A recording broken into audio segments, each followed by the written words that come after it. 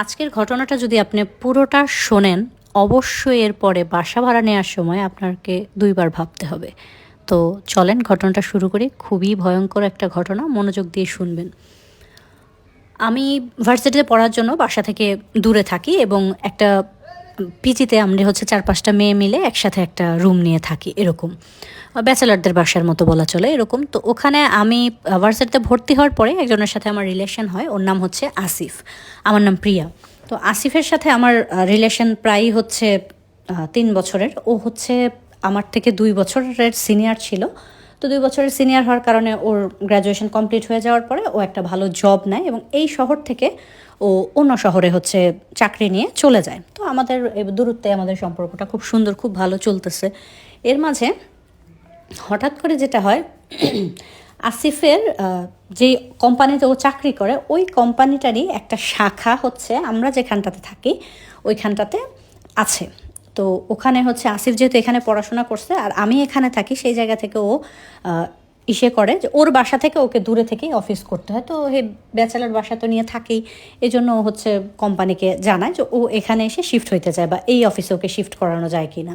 তো যেভাবে হয়, ও খুব ভালো একটা পজিশনে ছিল, তো সেখান থেকে ওকে এই অফিসে শিফট করে দেওয়া হয়, যেখানে হচ্ছে আমাদের ভার্সিটি বা আমি যেখানে থাকতেছি ওখানে। তো এখানে আসার পরে ও একটা ব্যাচেলার বাসা নেয়, যেহেতু আমাদের বিয়ে শাদী হয় না এখন, আমিও ব্যাচেলার বাসায় থাকি, ও ব্যাচেলার বাসায় থাকে। তো আমাদের দুইজনের বাসায় বলতে আসিফ হচ্ছে আসিফের বাসায় জানাইছে আমাদের দুজনের সম্পর্কের কথাটা। তখন আসিফ হচ্ছে আসিফের মা বলছে যে সে আমাকে পছন্দ করে না, তাকে দেখানোর পরে এই মেয়েকে আমি বউ করব না।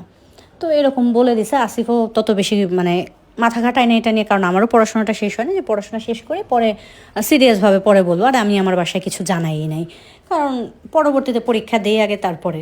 তো আসিফ যে ব্যাচেলার বাসাটাতে যে বাসাটা ভাড়া নিছে, ওখানে ওর পাশের যে রুমটা ওই রুমটাতে আরেকটা ছেলে ভাড়া নিছে। ওই ছেলেটা হচ্ছে আমাদের সেম ভার্সিটিতেই পড়ে।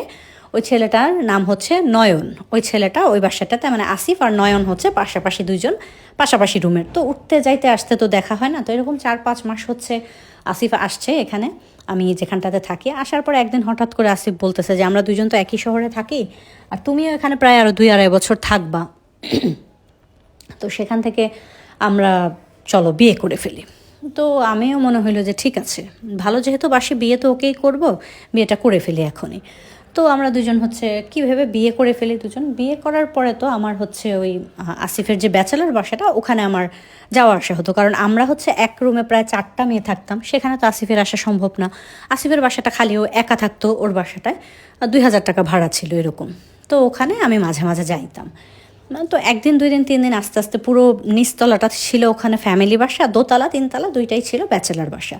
তো আমি উপরে কাদের বাসায় যাই, থাকে না কিছু মানুষ যে মানুষ কী করতেছে ওগুলো নিয়ে খুব মাথা ব্যথা। তো দেখা খোঁজখবর নিয়ে একটা পর্যায়ে দেখে যে আমি হচ্ছে আসিফের বাসায় যাই, এবং ওই যে নয়ন ছেলেটার গার্লফ্রেন্ড হচ্ছে ওই বাসাটা নেওয়ার পর থেকেই হঠাৎ হঠাৎ আসে। আমি চাচ্ছিলাম নতুন, তো ওই মেয়েটা অনেক আগে থেকেই ওরা আসে, একসাথে থাকে দুজন, আবার সারাদিন থেকে চলে যায় বিকেলে, এই ধরনের আসা যাওয়া মেয়েটার। তো এরকমভাবে ওই বাড়ির যে ম্যানেজার উনি ডাকার পরে জিজ্ঞেস করার পরে আসিফ বলে যে আমরা তো বিয়ে করে ফেলছি, এই জন্য আসতেছে, এতদিন তো আসে নাই। তো সে বলে যে বিয়ে করলে কেন হচ্ছে ব্যাচেলার বাসায় থাকবা, ব্যাচেলার বাসায় থাকতে পারবা না, এই বাসায় মেয়েদের নিয়ে থাকা যাবে না, এরকম মানে সিঙ্গেল সিঙ্গেল রুম করে এক এক তালায় 4টা 5টা করে রুম করে করে এরকম ভাড়া দেয়া, ওটা বানানোই হয়েছে ব্যাচেলারদের থাকার জন্য। এরপরে বলে দেয় যে থাকতে পারবে না। তো ওরা দুজন রেগে যায়, নয়নকেও অনেক কথা শোনায়। নয়ন ছিল খুব রকচটা স্বভাবের একটা ছেলে, তো ও একদম রেগে যায় এবং ওনাকে বলে যে আমরা হচ্ছে এই মাসেই বাসাটা ছেড়ে দিব। তো এটা বলে তো ওরা বাসা খোঁজা শুরু করে। যখন বাসা খুঁজতে থাকে তখন গিয়ে তো বিশাল ঝামেলায় পড়ে যায়, কারণ দুজন ততক্ষণে ওরা আলাদা আলাদা বাসা খুঁজতেছিল। এখন এক রুমের কোনো ফ্ল্যাট তো এরকমভাবে পাওয়া যায় না, আর 2 রুমের একটা ফ্ল্যাট নিতে গেলে খুবই মানে কস্টলি হয়ে যাচ্ছে আমাদের জন্য, যে 2জন মানুষ থাকার জন্য এত খরচ, আমার পড়াশোনা সব কিছু মিলেমিশে যে হচ্ছিল না। আবার আমাদের ভার্সিটি অফিসের কাছাকাছি নিতে হবে, সব কিছু মানে একটা পেরেশানির মধ্যে পড়ে যাচ্ছিলাম। যে তো খুঁজতেছিল, বাসা পাচ্ছিল না। তো আমি আর ওর বাসাটা যাই না, আমার আসিফের বাসায় আমি আর যাই না। তো এরকমভাবে ওরা 1-1.5 মাস খুঁজলো। এরপরে যারা এজেন্ট থাকে না কিছু, যে বাসা ভাড়া দেওয়ার জন্য ওনাদের কাছে গেলে পাওয়া যায়, এই ধরনের লোকদের সাথে যোগাযোগ করলো, ফোন নাম্বার নিল। তো এরকম করতে করতে প্রায় 1 মাস চলে গেল। আর কোনো বাসার আর কোনো খোঁজ খবর পাওয়া গেল না। অনেক বাসায় পাওয়া গেল, কিন্তু সেখানে হয়তো ভাড়া বেশি, নয়তো খুবই ভাড়া কম যেখানে দিচ্ছে, নোংরা বাজে পরিবেশ, পছন্দ হচ্ছে না। তো সব কিছু মিলেমিশে ওই বাসাটা ছাড়া হলো না। এরপরে আবার ওই বাসার ম্যানেজারকে বলে আরও 2 মাসের জন্য নিল, আমরা আরও 2 মাস থাকবো, তারপরে বাসাটা ছাড়বো। এরকম করে টোরে তারপরে খুঁজতে খুঁজতে একদিন হঠাৎ করে আসিফের কাছে একটা ফোন আসলো। ও নাম্বারটা দিছে না অনেকগুলো এজেন্টকে, তো সে বলতেছে যে এরকম এয়ারপোর্ট এরিয়াতে একটা বাসা আছে, খুব সুন্দর, ভাড়াও খুব কম। তখন আসিফ চিন্তা করলো যে 2 রুমের একটা বাসা, ভাড়া ছিল মাত্র 7,000 টাকা। তো সেখান থেকে ও হচ্ছে আবার ওই আসিফের মাথায় তখন আসলো যে আমরা তাহলে নয়নও যেহেতু থাকবে না এই বাসায়, খুঁজতেছে বাসা, তাহলে আমরা 2 জন মিলে একটা ফ্ল্যাট নিলে কেমন হয়। তো আসিফ নয়নকে ফোন করে বললো এমন এমন একটা বাসা আছে, তো চলো আমি আর তুমি মিলে আমরা 2 জনে নেই, এক রুমে আমি থাকবো, এক রুমে তুমি থাকবা, যেহেতু 2টা রুম। তো নয়নও ভেবে চিন্তে দেখে হ্যাঁ এটা তো ঠিকই হবে, তো সব কিছু যেহেতু আমাদের ভার্সিটির কাছাকাছি সব কিছু, তো এটা যেরকম ভাবা। তো ফোন করে, আসিফ আমাকে ফোন করে যে আসো আমরা বাসাটা দেখতে যাই। তো নয়ন ওর যে গার্লফ্রেন্ড ছিল ওই মেয়েটাকে ফোন করে, প্রীতি আসার পরে আমরা 4 জন হচ্ছে ওই বাসাটা দেখতে যাই। তো বাসাটা দেখতে যাওয়ার পরে প্রথমে যখন বাসাটার ভেতরে আমরা ঢুকি, এত সুন্দর বাসাটা, মানে মনে হয় না যে কোনো মানুষ নিজের হাতে নিজের করে একদম ফ্ল্যাটটা করছে যে আমি এখানে থাকবো, এরকম এত সুন্দরভাবে সুন্দর করে গোছানো সাজানো, প্রত্যেকটা জিনিস খুব দামি দামি। তো এরকম বাসাটা খালি কেন জিজ্ঞেস করাতে বলতেছে যে এ বাসার মালিক হচ্ছে ওনারা দেশের বাইরে চলে গেছে। তো আমরা যখন বাড়িটাতে উঠতেছিলাম তখন এরকম ছিল, বাড়িটার প্রথম 3 তলা ছিল হচ্ছে ভাড়াটিয়া ভরা, মানে 3 তলার প্রত্যেকটা ইউনিটেই ভাড়াটিয়া আছে। বাট যখন 4 তলায় উঠলাম, 4 তলায় 2টা ফ্ল্যাটেই তালা ঝুলতেছে, এবং 5 তলায় ওঠার পরে 5 তলার একটা ফ্ল্যাট আমরা দেখতে গেছি, আর বাকি একটা ফ্ল্যাটে তালা ঝুলতেছে। তো জিজ্ঞেস করার পরে মালিক বলল এই বাড়িটা হচ্ছে যারা ওই যে থাকে না অনেকে মিলে জমি কিনে তারপরে এক একটা ফ্লোর এক একজন নেয় ভাগাভাগি করে, এইরকম একটা বাড়ি। তো সেই কারণে এই বাড়িতে যাদের হচ্ছে 4 তলা 5 তলারা যাদের, তারা দেশের বাইরে চলে গেছে, তারা আর এখন এখানে থাকে না। ঠিক আছে, আমাদের তো এগুলো দিয়ে কোনো লেনা দেনা নেই। তো 4 তলাটা যার সে ভাড়া দিবে না, 5 তলা যার সে বলছে ভাড়া দিতে, এরকম বললো। বলার পরে তো ওই লোকটা আমাদেরকে যখন জিজ্ঞেস করলো তখন আমরা 2 জন তো বললাম আমরা হাজব্যান্ড ওয়াইফ, ওই নয়ন আর প্রীতিও ওরাও বললো যে হ্যাঁ আমরাও হাজব্যান্ড ওয়াইফ। আর ও এ বাসায় আসবে যাবে, আবার যদি কোনো রকম ঝামেলা হয়, তো সেখান থেকে তারপর আমাদের 4 জনের ভোটার আইডি কার্ডের ছবি টবি নিল, চলে গেল উনি। তো আমরা যখন বাসাটা ঘুরে আমাদের কাছে চাবি দিয়ে উনি চলে গেল, কারণ আমরা একেবারে বাসাটা মাসের শেষ হওয়ার মানে 24-25 তারিখের দিকে দেখছি যে 1 তারিখে আমরা উঠবো এরকম। তো সেখান থেকে উনি চাবি দিয়ে গেলেন, বুঝাই দিয়ে গেলেন যে, আর শুধু উনি যাওয়ার সময় একটা কথা বলে গেলেন যে এই যে বাড়ির ছাদ, আমরা তো 5 তলায় থাকতাম, একটা সিঁড়ির পরে তো হচ্ছে ছাদের দরজা, তো বলতে এই ছাদের দরজা যাতে কোনোদিন না লাগে, তোমাদের যত প্রয়োজন থাক ছাদে যাওয়া আসবে সব কিছু করবা, কিন্তু কোনোদিন এই ছাদের দরজা লাগাবা না। এতে যদি পানি এসে সব ভেসেও যায়, তারপরেও মানে বৃষ্টির সময় পানি আসে বা যে কোনো প্রবলেম হোক, কখনোই এই ছাদের দরজাটা লাগাবা না। আর যেটা লক্ষণীয় বিষয় ছিল, ছাদের দরজাটার সাথে একটা বড় করে পাথর রাখা, মানে যে লোহার দরজা হয় না, এরকম লোহার দরজা, যদি বাতাসেও যাতে দরজাটা না লেগে যায় সেখানে বড় একটা পাথর রাখা, এই জন্য। তো এটা ঠিক আছে, ছাদের দরজা লাগাইলে লাগাক, না লাগাইলে নেই, আমরা তো এত কম দামে ফ্ল্যাট পাইতেছি, এটাই অনেক। তো ওই লোকটা চলে গেল, চলে যাওয়ার পরে সে মানে 3-4 বার করে কথাটা বলে গেছে যাতে ছাদের দরজাটা না খোলা, মানে লাগানো না হয়। তো আমরা ওখানে হচ্ছে ও বাসাটা ঘুরে ঘুরে দেখতেছিলাম সব কিছু। তো যখন একটা হচ্ছে বড় বেডরুম, মাস্টার বেডরুম যেটা, সেই বেডরুমটার বারান্দাটাও অনেক বড়। তো ওই বেডরুমটাই হচ্ছে ওই যে নয়ন ছেলেটা বললো তোমরা যেহেতু বিবাহিত তোমরা 2 জনের রুমে থাকো, কারণ আমি তো সব সময় তো আর প্রীতি আসবে না, ও হঠাৎ হঠাৎ আসবে, আমি পাশের রুমটাতে থাকি। ঠিক আছে, এভাবেই হচ্ছে ঠিক করা হলো। তো আমি যে রুমটাতে আমি থাকবো ভাবলাম, ওই রুমটার যখন বারান্দায় গেলাম, যাওয়ার পরে দেখতেছি একটা গোল করে একটা চক্র করা, ওটার মাঝে একটা স্টারের মতো আঁকা, এবং জায়গায় জায়গায় মোম রাখা, এবং মোমগুলো থাকে না যে জ্বলতে জ্বলতে গোলে একদম মাটির সাথে মিশে গেছে, এরকম হয়ে মাটির মধ্যে ভুর ভুর হয়ে আছে, আর সিঁদুরের মতো লাল লাল কিছু জিনিস ওটার মধ্যে ধুলা পড়ে কালো হয়ে গেছে, এই ধরনের। কোনার মধ্যে দেখলাম একটা তুলসী গাছ, আমার অপর বারান্দাটা, যে বারান্দাটা নয়নদের, ওখানে আমরা ঘুরতেছিলাম দেখতেছিলাম, ওখানে গিয়ে দেখলাম যে একটা তুলসী গাছ, সেটার মধ্যে হচ্ছে লাল কাপড় পরানো, আর গাছের যে ডালগুলো সেখানে লাল লাল ছুরি রাখা। তো তুলসী গাছ তো সাধারণত হচ্ছে যে যারা হিন্দু থাকে তাদের হয়তো বা ছিল এরকম তো যাই হোক, এগুলো দেখার পরে তো এমনিতে নর্মাল তুলসী গাছ তো ব্যাপারটা নর্মাল, বাট ওই লাল চুড়ি দেখে, ওই কাপড়টা দেখে, তারপরে ওই যে চক্র করা, এগুলো দেখে আমার কেমন যেন একটু আজব একটু ফিলিংস হলো যে এটা কেমন, কারা ছিল আগে, কি করছে না করছে, এই ধরনের নানান চিন্তা ভাবনা। তো আসিফ বলতেছে যে এগুলো বাধ্য, এগুলো আমরা ক্লিন করায় তারপরে সব উঠবো, আজকে তো সময় নাই, কালকে আমরা অফিসের পরে এসে 2টা লোক নিয়ে এগুলো পরিষ্কার টরিষ্কার করে তারপরে আমরা উঠবো। তো একেবারে রং টং সব কিছু ফ্রেশ ছিল, এরকম না যে দেয়ালগুলো নষ্ট হয়েছে নতুন করে রং করাতে হবে, এরকম কিচ্ছু ছিল না, সব কিছু পারফেক্ট ছিল। তারপরে আমরা চলে গেলাম, আমি আর প্রীতি আর ওরকমভাবে আসি না, আসিফ ওরা সব কিছু ফ্রেশ ট্রেশ করে যেদিন আমরা উঠবো ওই দিন শুক্রবার আমরা সবাই উঠলাম বাসায়। ওঠার পরে নর্মাল সব কিছু খুব সুন্দর করে নিজেদের মতো করে গুছাইলাম, রান্নাঘরটা খুবই সুন্দর এবং খুব বড় ছিল। তো সব কিছু গোছানো শেষ। এরপরে পরদিন থেকে আমাদের অফিসে যাওয়া, অফিস থেকে আমরা সবাই 5টার মধ্যে 5:30টার মধ্যে বাসায় চলে আসি। আর আমাদের তো পড়াশোনা করি আমরা 3জনই, আর যে আমার হাজব্যান্ড শুধু জব করে, ও জব থেকে ওরও 5টার মধ্যে ছুটি হয়ে যায়, আস্তে আস্তে 5:30 বাজে এরকম।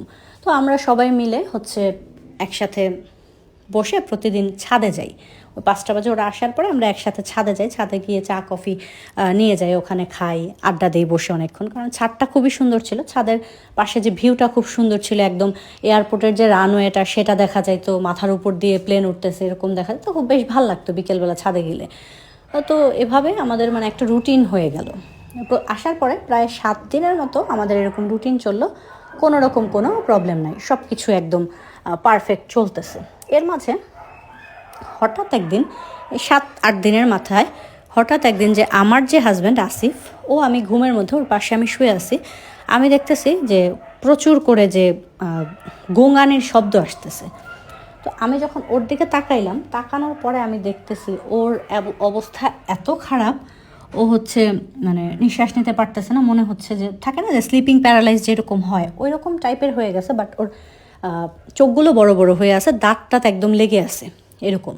তো ওকে আমি খুব ঝাঁকাচ্ছি, ডাকাডাকি করতেছে, ওঠে না। তো আমি তো চিৎকার দিলাম, তো পাশের রুম থেকে ওরা চলে আসলো, আসার পরে ওকে উঠাইলাম। উঠানোর পরে বেশ কিছুক্ষণ পরে ওর দাঁতটা খুললো, ও আস্তে আস্তে সুস্থ হইলো। তো ও বললো যে আমার মনে হচ্ছিল আমার বুকের উপরে কেউ একজন চাপা দিয়ে আমার গলা চেপে আমাকে মেরে ফেলতেছে এরকম। তো এগুলো তো নর্মালি হয় মানুষের সাথে, যে বোবায় ধরছে বলে, বা ইংলিশে বলতে গেলে স্লিপিং প্যারালাইজ বলে, যে এগুলো হয়। তো আমরা ভাবলাম যে ঠিক আছে, এটা একটা নর্মাল বিষয়, কিন্তু এটা কোনো নর্মাল বিষয় ছিল না। পরদিন থেকেই বিষয়টা প্রতিদিন হওয়া শুরু করলো, প্রতিদিন মধ্যরাত্রে সেই রকম হয়ে যায়। এটা চললো 1 সপ্তাহ। এর মধ্যে আমরা যে সবাই ওকে ধাক্কায় উঠায়, পানি টানি খাওয়ায়, ঠিক হয়, এরপর আর কোনো সমস্যা না। প্রতিদিন রাত্রে এটা হইতে হইতে হঠাৎ 1 সপ্তাহ পরে একদমই থেমে গেল। তো এরপরে একদিন এ বাসায় আসছি আমরা প্রায় 15-16 দিনের মাথার ঘটনা। তো বাসায় আসার পরে আমরা কিন্তু অলরেডি 2 মাসের অ্যাডভান্স দিয়ে বাসাটাতে উঠছি। তো 15-16 দিন পরে মাঝে শুধু আসিফের সাথে এই ধরনের ঘটনা ঘটলো, আমরা কেউ আর কোনো কিছু দেখি নাই। তো আসিফের সাথে যেহেতু একা ঘটছে, তো আমরা বিষয়টাকে ভাবতেছিলাম যে ঠিক আছে, ওর সাথেই হয়তো কোনো সমস্যা হইতেছে, আমরা এই বাসাটাকে ওরকমভাবে দোষারোপ করতেছিলাম না, আমরা এগুলো নিয়ে ভাবিই নাই। তো একদিন এরকম যে আসিফ ছিল অফিসে, ও আসে নাই, আর নয়নও এখনও বাসায় আসে নাই। তো ওরা 3জনই বাইরে, আমি একা শুধু বাসায় ছিলাম। তো এরকম আসিফের আস্তে আস্তে সন্ধ্যা হয়ে গেছে, ও গেছে একটু বাজারে একটু তরকারি কেনাকাটা করার জন্য, অফিস থেকে বের হয়ে বাইরে সন্ধ্যা হয়ে গেছে প্রায় আস্তে আস্তে। ওই দিন আর ওরা কেউই বাসায় আসে না। সন্ধ্যাবেলা আমি বসে আছি, আমি খাটের মধ্যে শুয়ে শুয়ে ফোন দেখতেছি। এর মাঝে আমি দেখলাম যে দরজাটা তো ফাঁকা, আমার রুমের দরজাটা ফাঁকা, এবং আমার রুমের দরজা আর 2টা রুমই পাশাপাশি, এবং সামনে 2টা রুমের বিরাট বড় হল রুম, ড্রয়িং ডাইনিং। ওইটা 2টা রুম থেকে বের হয়ে রান্নাঘরে যেতেও ওই হল রুমটা পার হয়ে যেতে হবে, একটা কমন বাথরুম আছে সেখানে যেতেও এই মাঝখানের যে ড্রয়িং ডাইনিং যে রুমটা ওইটা পার হয়ে যেতে হবে, এরকম 2টা রুমের দরজা খুললে পুরো ড্রয়িং রুমটা স্পষ্ট দেখা যায়, এমন ফ্ল্যাটটা। তো সেখানটাতে আমি বসে বসে দেখলাম কি যে পুরুষ মানুষের পায়ের মতো এরকম খুব বড় পা কোনো থপথপ করে হেঁটে আমার দরজার দিকটা থেকে ড্রয়িং রুমের এই কর্নার থেকে ওই কর্নারে গেল। প্রায় 2বার দেখলাম, এদিকে হেঁটে হেঁটে গেল। তো আমি প্রথমে শব্দ পাইছি, শব্দ পাওয়ার পরে কান খাড়া করে তাকাইছি, তাকানোর পরে আমি একবার স্পষ্ট দেখলাম গেল। দ্বিতীয়বার যখন আমি তাকাই আসি দেখার জন্য যে আদৌ কি আমি সঠিক দেখলাম বা কোনো কিছু, আর এদিকটাতে আর আসলো না। তো তখন আমি তো বেশ ভয় পেয়ে গেলাম। আমি সাথে সাথে আসিফকে ফোন করলাম যে তুমি তাড়াতাড়ি বাসায় আসো, আমি বেশ ভয় লাগতেছে। তো ফোনে আর কিছু বলি নাই, তো ও আসলো। এরপরে সন্ধ্যার মধ্যে 3জনই চলে আসলো। সন্ধ্যার পর আসার পরে আমি এটা বললাম, বলার পরে ওরা আমাকে বলতেছে যে হয়তো বিড়াল টিড়াল গেছে, তুমি ভয় পেয়ে গেছো, মানে বুঝাইতেছে যে না এরকম কিছুই উল্টাপাল্টা দেখি নাই বা কিছু হয় নাই। তো ঠিক আছে, আমিও ভাবলাম যে আচ্ছা ঠিক আছে, আমারই হয়তো ভুল হইতেছে কোথাও। তো ওই দিন এভাবে বাদ দিয়ে দিলাম।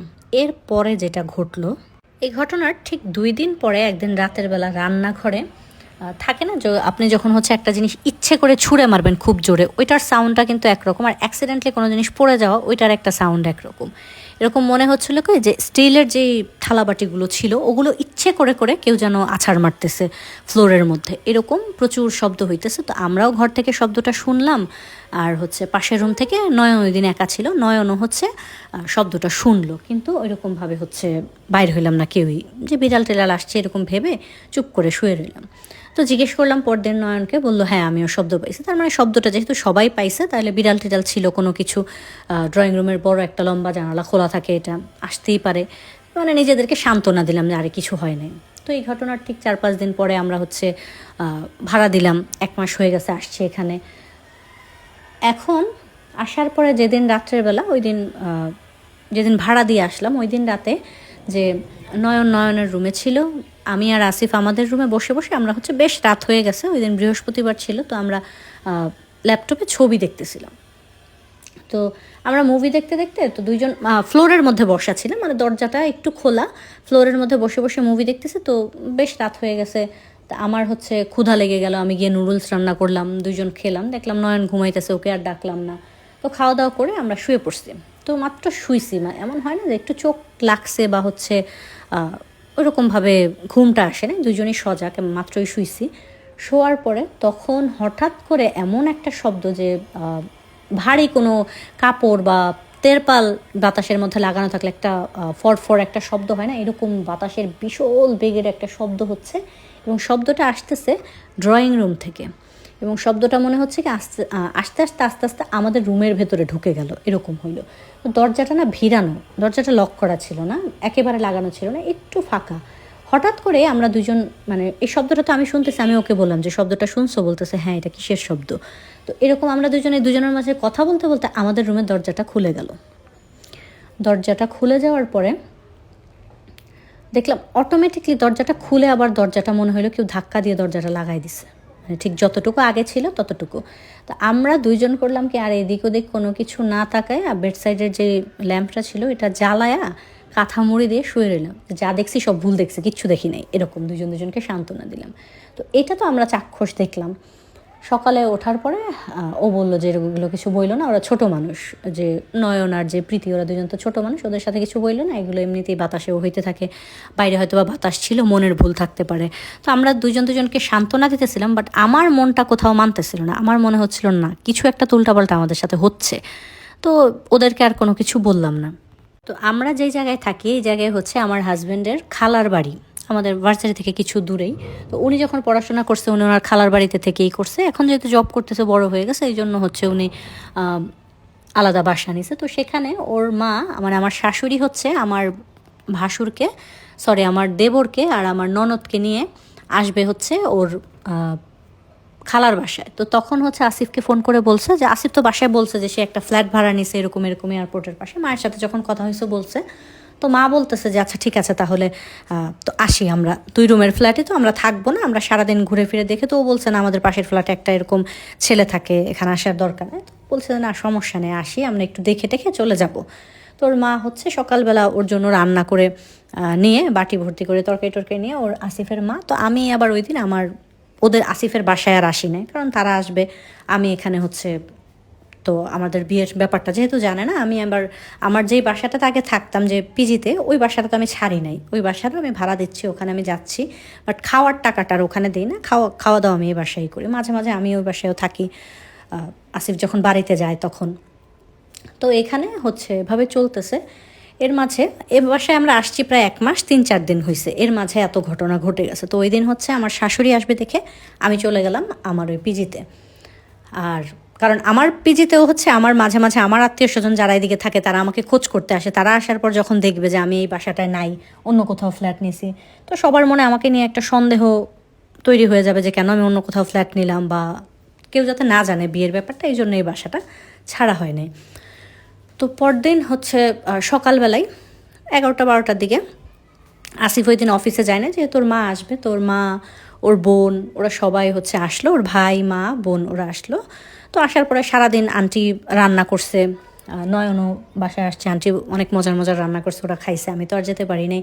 তো আন্টি করছে কি যে ছেলের ঘর থাকে না, তো আমি আবার সকালবেলায় আমার কাপড় টাপড় একটা ডয়ারে রেখে ওইটা তালা মেরে চাবিটা নিয়ে আসছি, যাতে ওইটা খুলতে না পারে, মেয়েদের কোনো কিছু এখানে আসে এটা যাতে না বুঝতে পারে, সব গুছায়া। তো তখন উনি এসে যে বিছানার চাদর উঠায় ধুইতেছেন, যে ছেলে ব্যাচেলার মানুষ, ছেলের ধুইতে কষ্ট হবে, এগুলো আমি পরিষ্কার টরিষ্কার করে দিয়েছি, পুরো ঘর ঝাড়টার দিয়ে খুব সুন্দর করে কাপড় টাপড় যা ছিল ওনার ছেলের এগুলো ধুয়ে টুয়ে ছাদে গেছে কাপড় শুকানোর জন্য। যে উনি হচ্ছে যে আমার যে খালা শাশুড়ি উনি জব করে, তো উনি অফিস থেকে বের হয়ে নিতে আসবে আমার শাশুড়িকে নিয়ে, তারপরে ওনার বাসায় চলে যাবে, ওনার বাসায় 1 সপ্তাহ থেকে আমার শাশুড়ি চলে যাবে এরকম, বা ডাক্তার দেখাবে যে কোনো কারণে আসা।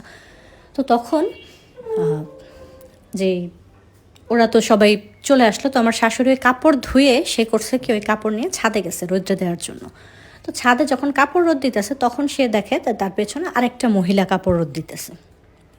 তো ওই মহিলাকে সাথে থাকে না যে এই বাসায় তো ব্যাচেলার থাকে বা একটা ছেলে মেয়ে থাকে এরকম, তো ওই মহিলা আসলো কোত্থেকে। তো উনি আবার জিজ্ঞেস করতেছে, তো বললো যে আমার ছেলে বাসা থাকে, আমি আসছি আমার বোনের বাসায়, তো ভাবলাম ছেলের বাসাটা ঘুরে যাই। সব কিছু বলার পরে তখন ওই মহিলা নাকি বলছে যে এই বাসাটা তো ভালো না, আমি এই বাসায় ছিলাম 2 মাস, তো আমি নানান ধরনের যে এক্সপিরিয়েন্সগুলো আমাদের সাথে হয়েছে, যে ওই যে হাঁটা, ড্রয়িং রুমে কেউ হাঁটতেছে, রান্নাঘরের জিনিসপত্র ছোড়াছুড়ি করা, শব্দ হওয়া, এই জিনিসগুলো ওই আন্টিও দেখছে। তো ওই আন্টি ছিল সনাতন ধর্মের। তো ওই আন্টি বলল যে উনি হচ্ছে ওই যে দেখলাম আমরা বারান্দায় তুলসী গাছ বা হচ্ছে বারান্দায় যেগুলো এভাবে করা চক্র টক্র করা ছিল, এগুলো উনি করাইছেন যাতে যে ওনার খুব ভয় লাগতো, এই জন্য উনি পণ্ডিত এনে বাসায় নানান ধরনের এক এক কিছু করছেন যাতে সমস্যাগুলো না থাকে। উনি আবার এটা বললেন যে তারপরে আমি হচ্ছে ম্যানেজারকে বলছে যে ঠিক আছে আমি এ বাসা থেকে যাব না, আমাকে হচ্ছে আপনি অন্য একটা ফ্ল্যাট দেন খালি থাকলে। তখন 3 তলার একটা ফ্ল্যাট ওই আন্টিকে দেওয়া হয়। তো 4 তলা 5 তলা কি ওরকমভাবে থাকে না, গত 7-8 মাস যাবত এই বাসাটা খালি, আমরাই প্রথমে বাসায় উঠছি। তো ঠিক আছে সব কিছু বললো। তো আমার শাশুড়ি আসার পরে সে ওইরকম কোনো কিছুই দেখে না। তো আমার যে খালা শাশুড়ি তার তো 5টায় অফিস শেষ হয়ে গেছে, সে আমাদের বাড়িতে আসতে আসতে মাগরিবের আজান দিতেছে। তো আমার হাজব্যান্ডই ওনাকে গিয়ে নিয়ে আসছে। তো আমার খালা শাশুড়ি আর ওনার ছেলে ওনারা 2জন আসছে। আসার পরে ও আমার খালা শাশুড়ি যখন 3 তলা পার হয়ে 4 তলায় উঠছে তখনই তার নাকি খুব অদ্ভুত একটা ফিলিংস হচ্ছিল, যে তার থাকে না কিছু মানুষ থাকে তারা নেগেটিভ এনার্জি থাকলে ফিল করতে পারে বা শরীর ভারী হয়ে যায়, খুব খারাপ লাগে, এ ধরনের সে কিছু একটা ফিল করতেছিল যে এই বাড়িটা ভালো না। তখন আমার হাজব্যান্ডকে সে বলে যে এই বাসাটা ভাড়া নিছো কেন তোমরা। তো যখন ঘরে ঢুকে তখন সে মানে তার পুরো শরীর ভার হয়ে গেছে, খুব খারাপ লাগছিল। তো সে এটা বলে যে এই বাসাটা ছেড়ে দিও, যতই কম দাম হোক যতই সুন্দর হোক এই বাসাটা একদমই ভালো নয়, বাসাটা ছেড়ে দেবা। তো আমার শাশুড়ি তো রান্নাবাড়া করছে, সেখান থেকে তারা বসে অনেক দিন পর যেহেতু বোনের সাথে দেখা গল্প করতে থাকে। আর আমার যে ওই যে খালা শাশুড়ির ছেলেটা আসলো, ও আর আমার দেবর ওরা 2জন হচ্ছে ক্লাস 10-এ পড়ে, হ্যাঁ সমবয়সী। তো ওরা 2জন করে কি যে আমার যেই বেডরুমটা ওই রুমে বসে বসে হচ্ছে আমার খালা শাশুড়ি, আমার ননদ আর আমার হাজব্যান্ড আর নয়ন, ওনারা 5জন হচ্ছে আমার বেডরুমে বসে বসে গল্প করতেছে। আর যেই রুমটাতে নয়ন থাকে ওই রুমটার ফ্লোরে বসে বসে আমার যে খালা শাশুড়ির ঘরের দেবর আর আমার দেবর, মানে আমার 2 দেবর বসে ওখানে ওরা কথা বলতেছে। হঠাৎ করে আমার খালা শাশুড়ির ঘরের যে দেবরটা ও হচ্ছে এমন জোরে চিৎকার দিয়ে উঠছে, সবাই দৌড়ে ওর কাছে গেছে। আর আমার যে দেবর ছিল ওনা জাস্ট মেরে বসে আছে, কোনো কথা নেই, একদম মুখ বন্ধ, চুপ, ও কোনো কথাই বলতেছে না, জাস্ট তাকায় আছে চোখ বড় বড় করে। তখন গিয়ে আমার যে খালা শাশুড়ির ছেলে, ওকে জিজ্ঞেস করা হলো যে কী হয়েছে, কেন চিৎকার দিল। তখন ও বলল যে মাত্র হচ্ছে ড্রয়িং রুমের ওই দিকটা থেকে, মানে ড্রয়িং রুমে একটা বড় জানালা আছে, থাই করা বিরাট বড়, একদম দেয়াল থেকে উপর থেকে একদম নিচ পর্যন্ত বড় একটা জানালা। তো ওখান থেকে ও দেখছে যে একটা ছেলে মানুষ যার হচ্ছে এত বড় বড় চুল, চেহারাটা কালো বিচ্ছিরি দেখতে, সে একটা ছেলে মানুষ, চুল দিয়ে এরকম মুখটা ঢাকা, সে হাত পা দিয়ে মানে হাঁপুড় দেয় না, বাচ্চারা হচ্ছে হামাগুড়ি দেয় না ছোটোবেলায়, ওই রকম করে আসতেছে ওই জানালা থেকে ওদের রুমের দিকে আসতেছে। তো চিৎকার দেওয়ার পরে গায়েব হয়ে গেছে। তো এই সেম জিনিসটা কিন্তু আমার দেবরও দেখছে। তো ও করলো কি, তখন বলতেছে আরে না এরকম কি, আমিও তো এখানে বসে রয়েছি, আমি তো কিছু দেখি না, ও এমনিতেই ভয় পাইতেছে, ওই জিনিসটা ঢাকা দিয়ে দিল। বাট ওর চেহারার যে এক্সপ্রেশন ছিল আসার পরে, যে ও যে ভয় পাইছে এই ব্যাপারটা পুরো বোঝা যাচ্ছিল। তো তখন সবাই চলে যেতেছে। খাওয়া দাওয়া করার পর রাত্রে 10টার দিকে আমার শাশুড়ি, খালা শাশুড়ি, ওনার ছেলে, আমার ননদ, ওরা সবাই চলে গেল। তো আমার যে দেবর, ও আবার ওর ভাইকে বলতেছে যে ও জানে, ওর ভাইয়ের আর আমার সম্পর্কে জানে, বিয়ে আমাদের প্রেম আছে এটা জানে, বাট বিয়ে করছে এটা জানে। তো বলতেছে আমি এখানে আসছি, আমার ভাবির সাথে দেখা করাইবে না, আমি এখানে থাকি, আমার কালকে ভাবির সাথে দেখা করাইয়া তারপরে খালাদের বাসায় দিয়ে এসো। তো তখন হচ্ছে আসিফ বলে যে আচ্ছা ঠিক আছে, তাহলে তুই থাকতে চাইলে থাক, আমি খালাদের আগায় দিয়ে আসি, রিক্সায় উঠে দিয়ে আসি। তো বলে যে মা, আমার দেবরের কথা বলে যে ও থাক, ওকে আমি কালকে খালাদের বাসায় দিয়ে, তো ভাইয়ের কাছে থাকবে থাক। তো ওকে আর নয়নকে বাসায় রেখে যায়। তো প্রীতি হচ্ছে যখন শোনে যে তারা চলে গেছে, তো প্রীতি আবার রাত্রের বেলা 10টা বাজে চলে আসে এই বাসায়। তো ওরা 3জন বাসায়। আর আমার যে হাজব্যান্ড আসিফ হচ্ছে ওর মা খালাকে গাড়িতে উঠায় দিতে গেল। তো ওইখানে যাওয়ার জন্য একটা রাস্তা পার হয়ে যেতে হয়, সেখানে গিয়ে খুবই মানে অদ্ভুতভাবে, যেটা একদম হওয়ার কথাই না, খুব দেখে শুনে পার হতে গিয়েও তাদের সবার অ্যাক্সিডেন্ট হয়ে গেল এবং সবাই খুব ভালোভাবে ব্যথা পাইল। এটা মানে এ বাসে আসার পর থেকে খারাপের পর খারাপ আমাদের সাথে ঘটতেছে। সব কিছুকে আমরা তো চোখের মানে নজরআন্দাজ করতেছিলাম। যাই হোক, তো এরপরে আসিফ করলো কি, ওদেরকে নিয়ে হসপিটালে গেল। তো যেতে যেতে হসপিটালের পর প্রায় রাত্রের 11টা বেজে গেছে। তখন আসিফ হচ্ছে ফোন দিল নয়নের কাছে যে এরকম এরকম, আমি তো এরকম একটা অ্যাক্সিডেন্ট হয়ে গেল, আমি ওদের নিয়ে আসছি, তো আমার ভাইকে বইলো না যে অ্যাক্সিডেন্ট হয়ে গেছে, ওকে কিছু বলার দরকার নেই, ওকে বলো যে আমি আসবো না, আমার একটু কাজ আছে, তো আমার সাথে যাতে তোমাদের সাথে ওরা একা আমার রুমে ঘুম পারে না, যেহেতু আমরা আমাদের রুমে বসে এরকম একটা জিনিস এক্সপিরিয়েন্স করছি। তো ওকে বললো যে তুই তোর সাথে রাখিস। তো ও তো জানতো না যে প্রীতি আবার চলে আসছে। তো নয়ন বললো আচ্ছা ঠিক আছে, আমাদের রুমে ঘুমাবে। তারপরে হচ্ছে নয়ন হচ্ছে বলল আমার দেবরকে যে ঠিক আছে, ওরা তো আসতে একটু দেরি হবে, তোমার ভাইয়ের অনেক রাত হবে, তোমাকে বলছে আমার সাথে আমাদের রুমে ঘুমায় থাকতে। তো ও ক্লাস 10-এ পড়ে একটা ছেলে, ওখানে প্রীতি আছে। ও প্রথমে তো শুইতে চায় না, বলছে না আমি ভয় পাবো না, আমি ভাইয়ার রুমে শুয়ে থাকি, সমস্যা নেই। বলছে না তুমি এখানে এসো, তোমার ভাই শুইতে না করছে ওখানে গিয়ে। তো এভাবে ও এরকম শুয়ে আছে। মানে তাদের এতটাই খারাপ অবস্থা হয়েছে, হসপিটালে সেন্সলেস ছিল ওনার আম্মা, আমার হাজব্যান্ডের যে আম্মা, তারপরে আমার খালারও খুব অবস্থা খারাপ। মানে তাদের 4জনেরই হসপিটালে রাত্রে থাকতে হয়েছে, এতটা মানে ভর্তি থাকছে তারা 4জন। তো আমার হাজব্যান্ড তো ব্যথা পায় নাই, বাট ওনারা 3জন খুবই অসুস্থ হয়েছে। যাই হোক, তো এরপরে রাতে তো আর আমার হাজব্যান্ড আসলো না, তো বাসায় ছিল নয়ন, প্রীতি আর আমার দেবর। এরপরে করলো কি, আমার দেবর হচ্ছে মধ্যরাতে 3টার দিকে ওর হচ্ছে ওয়াশরুমে যাওয়ার জন্য উঠছে। তো উঠে যখন ও বাইরে গেছে, তো কমন বাইরে একটা ওয়াশরুম আছে, ওই ওয়াশরুমে, ওই রুমটার জন্য তো কমন ওয়াশরুম, আমার রুমের ভিতরে ওয়াশরুম আছে। তো ওই রুম থেকে উঠে ওয়াশরুমে গেছে। ওয়াশরুম থেকে এসে ও যখন আমার রুমের দিকে তাকাইছে, তখন ও দেখতেছে যে বিছানার উপরে শুয়ে আছে কেউ, মানে ওর ভাই যে সেটাও দেখে নাই, ও দেখছে বিছানার উপরে এরকম ছেলে মানুষ কেউ শুয়ে আছে। তো ও ঘুমের চোখে তো ও ডাকতেছে যে ভাইয়া তুমি আইসা পড়ছো, তুমি নাকি দেরি করে আসবে, এই জন্য আমি ওই রুমে ঘুমাইছি। এটা বলে ও করছে কি, হেঁটে এসে পাশে গিয়ে শুয়ে পড়ছে, যে ওর ভাই তো শুইছে, ও পাশে শুয়ে ঘুমাই গেছে। সকালে যখন ঘুম ভাঙছে, তখন নয়ন দেখতেছে ওই রুমে নাই।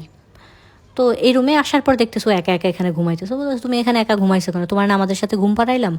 ও বলতেছে যে ভাইয়া তো আসছিল রাত্রে, আমি ভাইয়ার সাথে ঘুমাইছিলাম, ভাইয়া কই। তখন তো এটা ভীষণ অদ্ভুত ব্যাপার। ফোন দিছে আসিফের কাছে, আসিফ বলতেছে কই, আমি তো বাসায় আসিনি, আমি এখন আসতেছি, খালাকে আর মাকে খালাদের বাসায় দিয়ে তারপরে আমি আসতেছি। খুবই অবাক করা বিষয়, তাহলে কাকে দেখলো? তো সবাই ভাবলো আচ্ছা ঘুমের মধ্যে উল্টাপাল্টা কিছু একটা দেখছে, ছোট মানুষ। যাই হোক, ওখান থেকে হচ্ছে, তো এই বাসায় আসার পরে যেটা হয়েছে, আমাদের বিয়ে হইলো সবে মাত্র 2-3 মাস। এর মাঝে আমার আর আসিফের প্রচুর ঝগড়া, মানে কথায় কথায় সব মানে নেগেটিভ জিনিস এখানে আসার পর হইতেছে। ছোট ছোট বিষয় নিয়ে আমাদের এত ঝগড়া হয়ে যায়, যেটা পরে আমরা বাসা থেকে বাইরে যখন যাই, দোনোজন রিয়ালাইজ করে যে এটা তো আমাদের ভুল হয়ে গেছে, এটা কেন হইলো, এটা তো কথা ছিল না। মানে নানান দুজনের মাঝে নানান ঝামেলা চলতেছে। এর মাঝে আমার ভার্সিটি আবার বন্ধ দিল। তখন আমি আসিফকে বললাম যে ঠিক আছে, আমি হচ্ছে বাসায় চলে যাই। তো ততদিনে আবার আসিফের মা ওর খালার বাসা থেকে বাসায় যাবে। তো আসিফও হচ্ছে 2 দিনের জন্য বাড়িতে চলে যায়, ছুটি নিয়ে অফিস থেকে, যে মাকে দিয়ে আসতে যাবে। তো আমি চলে গেলাম আমার বাড়িতে, আর আসিফ চলে গেল যে আসিফের বাড়িতে। এরপরে ওরা হচ্ছে বাসায় রয়ে গেল হচ্ছে প্রীতি আর যে নয়ন, ওরা দুইজন। তো আমরা যেদিন চলে গেছি ওই দিনই নয়ন, যেহেতু আমরা নাই এখন বাসায়, ও করে কি ওর কিছু বন্ধু বান্ধবদেরকে দাওয়াত দেয়।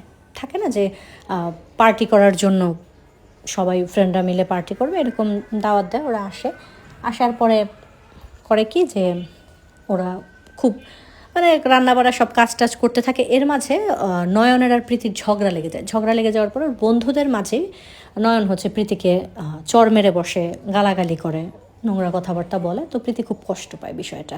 তো বেশ রাত্রেই 11টা-12টা নাগাদ প্রীতি করে কি যে রুমের মধ্যে তো ওরা মিউজিক ছেড়ে রাখছে, সাউন্ড হচ্ছে, ওর খুব কষ্ট থেকে ও বের হয়ে যে ছাদে চলে যায়। তো ছাদে গিয়ে ও বসে বসে কান্না করতেছে যে ওকে ভালোবাসলাম, এখানে আসতেছে, ওর সাথে থাকতেছে, ওদের তো এখনও বিয়ে হয় নাই। তো এরকম ও কান্না করতে করতে একটা সময় ও বলে এরকম যে ওনাকে ফিল করে, এই ঘটনাটা আরও পরে বলা হয়তো, বাট আমি এখন হচ্ছে বলে দিই তাহলে আপনাদের বুঝতে সুবিধা হবে। তখন ও হচ্ছে ফিল করে যে ওর পাশে একটা পুরুষ মানুষ বসে আছে, একটা ছেলে মানুষের ছায়া বা ছেলে মানুষের শ্বাস, এরকম ও উপস্থিতিটা ও টের পায়। বেশ কিছুক্ষণ ও কান্না করতে করতে হঠাৎ ওর কানে আসে এরকম একটা শব্দ যে ভালোবাসলে এরকমই হচ্ছে শাস্তি পেতে হয়, ভালোবেসে দুনিয়া থেকে চলে যেতে হয়, ভালোবাসলে কাউকে এই জন্য ভালোবাসতে নেই, এই ধরনের কথাবার্তা ও হচ্ছে ওর কানে শুনতে পায়। ও বিষয়টাতে তো ভীষণ ভয় পেয়ে যায়, ও উঠে দৌড়ে রুমে চলে আসে। তো এর সেম ডেতে এরকম হয়। এরপর থেকে ওদের দুজনের প্রচুর ঝগড়া, মানে লেগেই থাকে, ঝগড়া ঝামেলা এটা সেটা। তো নয়নও হচ্ছে তত বেশি মানে কথা বলে না প্রীতির সাথে, প্রীতিও তত বেশি কথা বলে না, আসে যায়। তো প্রীতি যেহেতু এত মনটা খারাপ, আমার তো ছুটি দিয়ে দিছে, আমি হচ্ছে 1 সপ্তাহ পরে আসবো। আর ওইদিকে আসিফও বাড়িতে গেছে 2 দিনের কথা বলে, ওইদিকে ওর 4 দিন হয়ে গেছে, ও আর আসতে পারে না। যাওয়ার পর থেকে ওর শরীর অসুস্থ, ওর আর আসা হচ্ছে না। তো এরকম করে এটা তো প্রথম দিন ওর ফ্রেন্ডরা আসলো, মাঝখানে একদিন গেল, এর পরের দিন 3য় দিনের দিন যেই প্রীতির যে হচ্ছে ফ্রেন্ড, কিছু মেয়ে, 4-5 জন মেয়ে, ওদেরকেও ডাকলো যে মন ভালো না, বান্ধবীদের নিয়ে আড্ডা দিবে, ভালো লাগবে। তো ওর বান্ধবীরা আসলো, যেহেতু আমার রুমটাও খালি ছিল, ওরা এই রুমে, নয়ন ওই রুমে ছিল। তো এরকম থাকতে থাকতে প্রথমে একটা মেয়ে আসে, ওই মেয়েটার সাথে ও খুব ক্লোজ। ওই মেয়েটাকে ও করে কি সব কিছু বলে খুলে, হ্যাঁ। ওই মেয়েটার নাম রিয়া। রিয়াকে হচ্ছে ও সব কিছু খুলে বলে যে এরকম এরকম আমার সাথে এরকম একটা জিনিস ঘটছে, আমি 2 দিন ছাদে গেছি, 2 দিনে আমি হচ্ছে এই জিনিসটা ফিল করছি যে কেউ আমার সাথে কথা বলতেছে বা আমার পেছনে কেউ আছে, এই জিনিসগুলো অনেক হয়েছে। তো এটা শোনার পরে যে রিয়া নামের যে মেয়েটা থাকে, ওই মেয়েটার খুব কিউরিয়াসিটি হয় যে ওয়াও, এরকমও হয়, তাহলে এই বাড়ি থেকে কিছু আছে। থাকে না কিছু মানুষ যে ইস, আমি যদি এরকম কিছু দেখতাম বা অনুভব করতাম। তো ও করে কি ছাদে গিয়ে, তখন সব ফ্রেন্ডরা আসে নাই, ওই ছাদে গিয়ে গিয়ে হাঁটে, তারপরে বলে যে হচ্ছে কেউ থেকে থাকলে আমার সাথে কথা বলো, এখানে আসো, এটা সেটা, মানে আজও কথা মানে কাজকাম করতে থাকে। তো সারাদিনে ও 3-4 বার ছাদে যায়। তো পরদিন হচ্ছে ওর ফ্রেন্ডরা ওরা সবাই থাকে রাতে, পরদিন সকালবেলা ও রাত্রের বেলাও ছাদে যায়।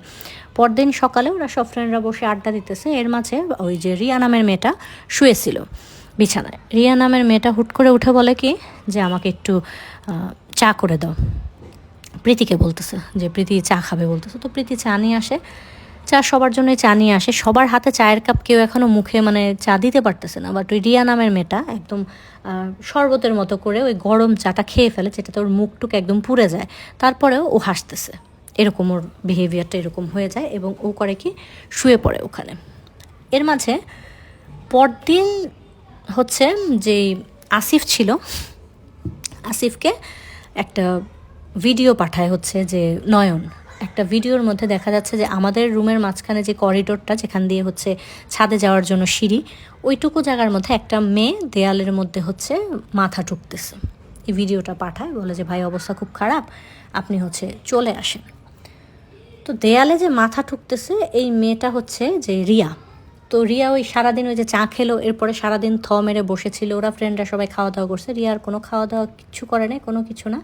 হঠাৎ করে রিয়া হচ্ছে ছাদে গিয়ে মানে অদ্ভুত আচরণ করতেছে, হাসাহাসি করতেছে, কারোর সাথে কথা বলতেছে এরকম। তো রিয়াকে করে কি যে ওরা সব ফ্রেন্ডরা মিলে টেনে রুমে নিয়ে আসে। নিয়ে আসার পরে ওই যে রিয়া নামের যে মেয়েটা, ও করে কি বের হয়ে যায়, মানে দরজা খুলে দৌড়ে বের হয়ে গিয়ে দেয়ালের সাথে কপাল ঠুকতেছে এরকম। তো মানে নিজেকে শেষ করে দিবে এমন হাসতেছে আর কপাল ঠুকতেছে। তো তখন ওকে সবাই ধরে ওইখান থেকে বের হয়। তারপরে ওই যে বাড়িটাতে থাকতো ওইটার আশেপাশেই একটা লোক ছিল যিনি এই ধরনের চিকিৎসা করে, ওনার কাছে নিয়ে যায় কবিরাজের কাছে। কবিরাজ তারপরে দেখে বলে যে যেই সিচুয়েশানে আছে এখানে কেউ না কেউ মারা যাবে, খুবই খারাপ একটা পরিস্থিতি চলতেছে, এখান থেকে যত দ্রুত সম্ভব তোমরা বের হয়ে যাওয়ার, এই মেয়েকে দ্বিতীয়বার ওই বাড়ির ত্রিসীমানায় যাতে আর না নেওয়া হয়, ওকে তাড়াতাড়ি দূরে কোথাও পাঠাও। তো ওকে সব কিছু ঝাড়ফুঁক করে দেয়। আর তো আসার পরে হচ্ছে ওখান থেকে ওই যে কবিরাজকে দেখায় আসার পরে, ততদিনে আমি হচ্ছে আমার বাসাতেই ছিলাম। এরপরে আসিফকে ফোন করি এবং আসিফ তখন আমাকে ফোন করে যে কালকে আসো, এরকম এরকম বাসাটা ছেড়ে দিতে হবে, অনেক ঘটনা ঘটছে। তো আমি আবার গেলাম পরদিন, যাওয়ার পরে শুনতে পাইলাম যে হ্যাঁ নানান এরকম আমাকে হচ্ছে প্রীতি বলল যে এমন এমন ঘটনা ঘটছে। তো ততদিনে প্রীতি আর নয়ন ডিসিশন নিয়ে নিছে ওরা দুজন আলাদা থাকবে, ওরা দুজনের সাথে আর ব্রেকআপ করে ফেলবে, সম্পর্কটা রাখবে না। তো সেখান থেকে প্রীতি আমার কাছে সব কিছু বলে যে এই ঘটনা ঘটছে, এরকম ছাদে গিয়ে আমি এগুলো দেখছি, সব কিছু আমাকে ডিটেলসে বলে। তো আমরাও যেহেতু অনেক কিছু দেখছি, আর ওই যে লোকটা ঝাড়ফুঁক করলো উনি বলে দিল যে 2 দিনের মধ্যে যেভাবেই হোক এই বাসাটা ছেড়ে দিতে, এটা খুবই খারাপ কিছু এখানে আছে, যেটা মানে ছাড়ানো, এই ঘর থেকে ছাড়ানো কখনোই সম্ভব না, এটা এখানেই থাকে আর এখানেই থাকবে, এই ধরনের কিছু। তো এরকম বলার পরে সবাই হচ্ছে বাসাটা তো আমরা ছেড়ে দিলাম, ছেড়ে দিয়ে ও একটা ব্যাচেলার বাসায় উঠলো। আমাদের তো পিজি ছিল, আমি আর প্রীতি তো দুইজন যে পিজিতে থাকতাম তা ওখানেই থাকি। আর ওরা দুইজন 2টা ব্যাচেলার বাসা আবার নিল, কারণ একসাথে একটা ফ্ল্যাট নিয়ে থাকতে গেলে তো আমাদের খরচ বেড়ে যাবে। তো সব কিছু পরে নিব, আপাতত তো আমাদের এই বাসাটা ছাড়তে হবে। তো তাড়াহুড়ো করে বাসাটা আমরা ছেড়ে দিলাম। তো ছেড়ে দেওয়ার পরেও থাকে না যে মনের মধ্যে একটা থাকে যে কি হয়েছিল আসলে, কি কারণ এরকম বলার জন্য বা খোঁজ খবর নেওয়ার জন্য আমরা হচ্ছে আশেপাশে যে প্রথমে তো দারোয়ানকে জিজ্ঞেস করি, দারোয়ান হচ্ছে কিছুই বলে না, যে সে জানে না। এরপরে যে পাশে বাড়ির সামনেই যে দোকানগুলো ছিল দোকানদারকে জিজ্ঞেস করা হয়, এরকম অনেক জিজ্ঞেস করতে করতে আশেপাশে হঠাৎ একজন মহিলা, উনি সম্ভবত ওই বাসায় কাজ করতেন, তো উনি বললেন যে এরকম ওই বাসাটাতে যে মালিক ছিল ওনার ওয়াইফ ছিল এবং ওনার 2 ছেলে 1 মেয়ে ছিল। পরবর্তীতে হঠাৎ করেই যে কোনো কারণে ওনার বড় ছেলেটা মারা যায়। মারা যাওয়ার পরে আর মানে তারা ফুল ফ্যামিলি, ওনার বড় ছেলেটা মারা যাওয়ার পরে তারা ফুল ফ্যামিলি দেশের বাইরে চলে যায় বাসাটা তালা মেরে রেখে। তো অনেক বছর পর্যন্ত এই বাসাটা এভাবেই ছিল, ভাড়া দেওয়া হচ্ছিল না। তো এরপরে আবার মালিক ডিসিশন নেয় যে ঠিক আছে বাসাটা ধোয়া মোছা করে পরিষ্কার করে ভাড়া দাও। বাট ভাড়া দেওয়ার পরে কখনোই কোনো ভাড়াটিয়া বড় জোর 2 মাস 3 মাসের বেশি থাকে না। এই জন্য এই বাসাটা ভাড়া দেওয়ার সময় 6 মাসের অ্যাডভান্স নেয়, ওই যে কারণ কম টাকায় দিচ্ছে, 6 মাসের অ্যাডভান্স রেখেই মানুষ চলে যায়, এরকম হচ্ছে এই বাসাটার অবস্থা। তো এই কারণে মানুষ ভাড়া থাকে না, বা এই বাসায় 2-3 মাসের বেশি কেউ থাকতে পারে না। এখন কি সমস্যা, কেন হয়েছে, কি হয়েছে, এটা কেউই সঠিকভাবে বলতে পারে না। আসলে এটা হচ্ছে মানে কেউই জানে না, এখন আল্লাহ ভালো জানে কি হয়েছে। তো এরপর থেকে আমরা আর ওই বাসাটা তো ছেড়ে দেওয়ার পর থেকে আমাদের সাথে ওই রকমভাবে কোনো উল্টাপুল্টা ঘটনা আর ঘটে নাই, সব কিছু নর্মালি ছিল। এই ঘটনারও প্রায় 4 বছর হয়ে গেল। এখন আমি আর আসিফ আলাদা বাসায় নিয়ে থাকি, প্রীতির সাথে নয়নের আর সম্পর্কটা নাই, ওরা দুজনেই আলাদা, ওদের খবর তেমনভাবে জানা নাই, ওদের সাথে এখন আর ওরকমভাবে যোগাযোগ নেই। তো এটাই ছিল গল্পটা। আমার কাছে তো গল্পটা বেশ ভয়ঙ্কর লাগছে। এরকম যদি সামনে থেকে এই ধরনের এক্সপিরিয়েন্স করা যায়, যে জীবনে ভয় না পাইছে সেও ভয় পাবে। যাই হোক, আল্লাহ সবাইকে ভালো রাখুক, এই ধরনের এক্সপিরিয়েন্স যাতে কারো জীবনে না হোক। তোমাদের কাছে গল্পটা কেমন লাগলো সেটা অবশ্যই জানাবা। লাইক কমেন্ট করতে কিন্তু একদমই ভুলবা না। আজকের জন্য এতটুকুই থাক, সবাই ভালো থেকো, সুস্থ থেকো, আল্লাহ হাফেজ, শুভরাত্রি।